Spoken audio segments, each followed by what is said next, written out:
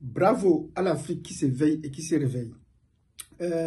C'est toujours un plaisir de venir dans une nouvelle vidéo où nous allons continuer avec la question du pétrole. Oui.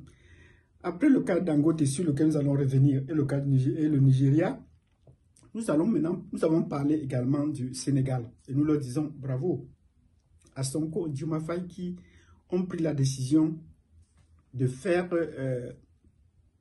du Sénégal un pays producteur de pétrole raffiné. Nous leur disons bravo en installant leur propre raffinerie. Et la dénomination de cette raffinerie montre que ça a des ambitions au niveau continental et même pas pourquoi international. Nous avons fait également le tour de certains pays d'Afrique centrale. Aujourd'hui, nous allons nous focaliser sur un cas, celui du Rwanda. Bravo au Rwanda. Donc, si vous voulez savoir pourquoi nous disons bravo au Rwanda dans le cas du pétrole, mettez-nous des pouces, de nombreux pouces, abonnez-vous, cliquez sur la cloche de notification et nous entrons dans le vif du sujet. Nous disons bravo aujourd'hui au Rwanda pour la découverte du pétrole, oui. Le Rwanda va entrer dans le club des pays producteurs de pétrole. Nous leur disons bravo pour le Rwanda qui met vraiment à profit les différentes richesses naturelles qu'elle découvre sur son territoire, même ailleurs, chez ses voisins. Nous disons bravo pour le développement des Rwandais. Et les Rwandais en sont très fiers parce que leur pays a connu un développement fulgurant au cours de ces dernières années. En dehors du fait que c'est un pays très propre, la gouvernance aussi est très importante, avec le nombre de femmes au Parlement, l'un des plus forts au monde déjà. Mais même si à côté on peut dire que le président est un dictateur, mais c'est dans les dictatures qu'on a souvent vu le développement grimper, faire un grand bond. Il en est du cas de la France, sous De Gaulle, il en est du cas de l'Allemagne avec le nazisme, il en est du cas de l'Italie. C'est dans les dictatures qu'on a vu le développement être propulsé. Et jusqu'à nos jours, ça n'a pas changé. Le capitaine Traoré disait, ce n'est pas en démocratie qu'on se développe, non. Et pour le moment, les pays de l'AS et eux ne sont pas en démocratie. Donc nous disons bravo au Rwanda. Ça, c'est pour faire le cadre à ceux qui vont penser que Kagame, non, c'est un dictateur, c'est un sanguinaire, c'est un frère africain qu'il faut aussi essayer de le comprendre dans sa démarche de rendre le bien-être à son peuple rwandais et à sa communauté Tutsi particulière.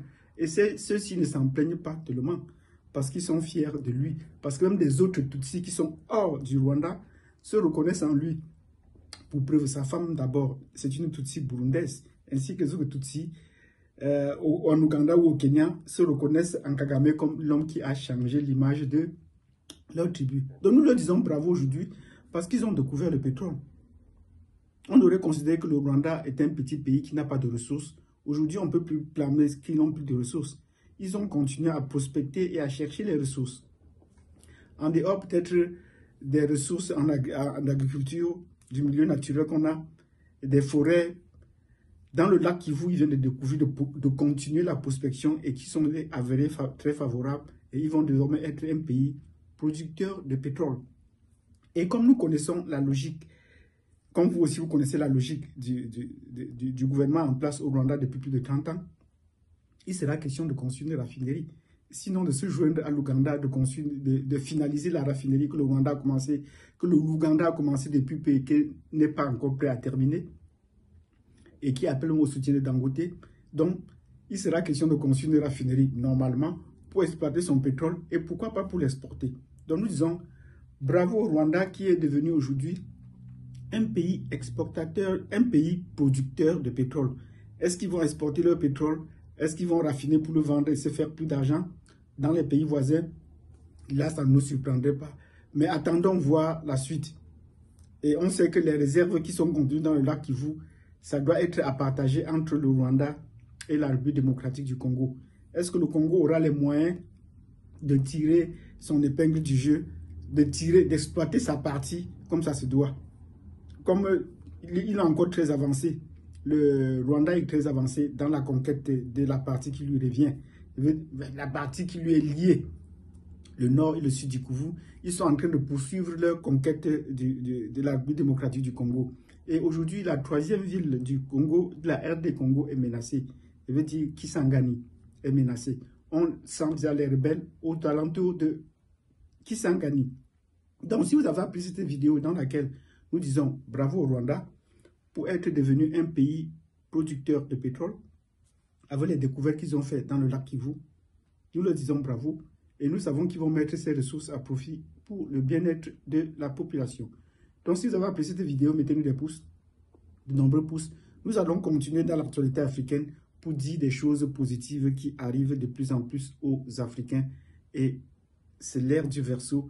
Beaucoup de bonnes choses se profilent à l'horizon encore pour nous. Bravo et bravo.